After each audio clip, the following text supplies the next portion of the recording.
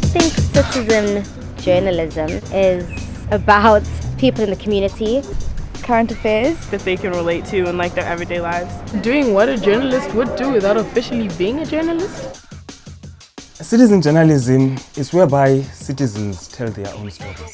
They may not necessarily have a degree, but they know what's going on in the community. It's like how you feel about something, you know. My video is about people who smoke dacha.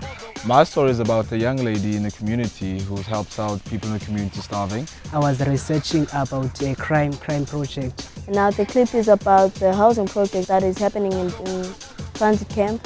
Now the residents are not happy because the houses are falling down. The video is about the role music plays in my life. When interviewers, you guys, they're so talented. They are playing soccer like, yo, you know Ronaldo? Yo, man, those guys are so talented.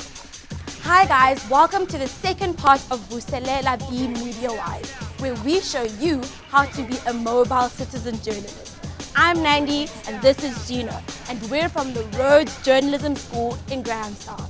Now we've been learning all about mobile citizen journalism in class, and it has been such an awesome experience that we want to share it with you guys, so that you may use your cell phones to record the stories that matter to you and share them with your friends. So in this course, the Mobile Citizen Journalism course, we will transform you from an ordinary person to someone who is empowered to tell the stories that matter to you and your community.